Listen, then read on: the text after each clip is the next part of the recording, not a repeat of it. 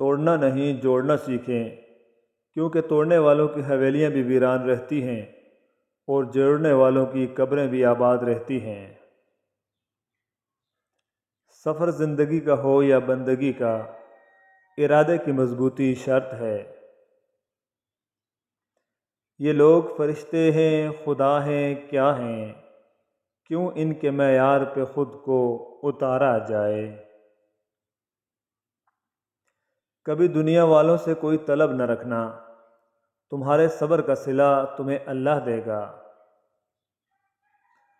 اللہ کے کچھ فرشتے راستوں میں ذکر اللہ والوں کی تلاش میں گھومتے رہتے ہیں، پھر جب کسی قوم کو اللہ کا ذکر کرتے پاتے ہیں تو ایک دوسرے کو پکارتے ہیں کہ اپنے مقصد کی طرف آؤ۔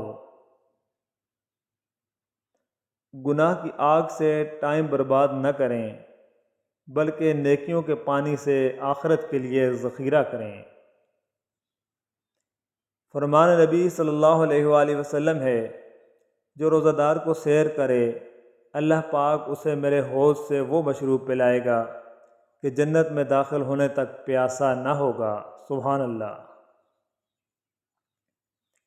آزمائش بھی اللہ تعالیٰ کی طرف سے تمہارے لیے یقین کا امتحان ہوتا ہے۔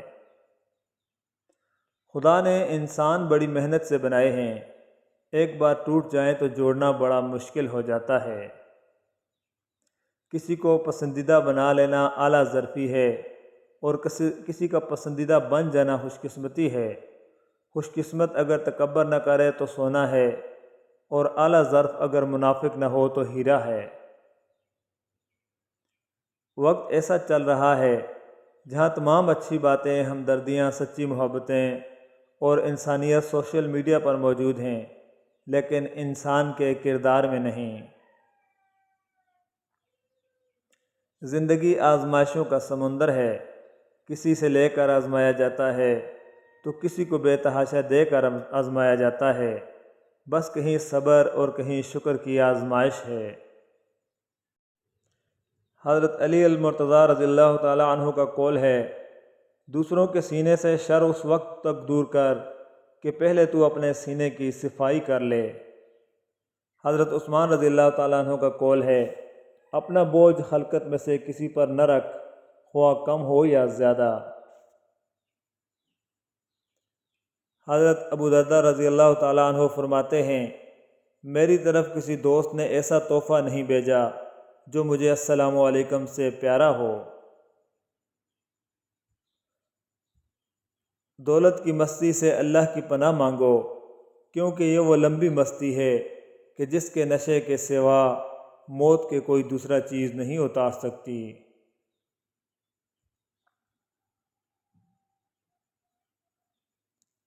گناہوں پر نادم ہونا ان کو مٹا دیتا ہے، اور نیکیوں پر مغرور ہونا ان کو برباد کر دیتا ہے۔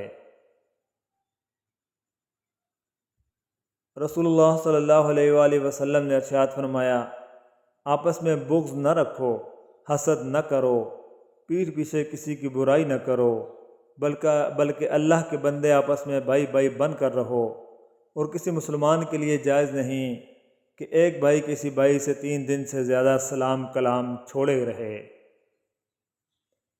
اپنی غلطیوں سے اصلاح، زندگی میں کی ہوئی کچھ غلطیوں کا محض پچھتاوے کے لیے نہیں بلکہ اپنی اصلاح کے لیے یاد رکھنا چاہیے۔ نہ کردہ پر تبصرہ کرنا تہمت اور بہتان کہلاتا ہے، اور کردہ پر تبصرہ کرنا غیبت کہلاتا ہے۔ اللہ پاک ہم سب کو تہمت، بہتان اور غیبت سے بچائے۔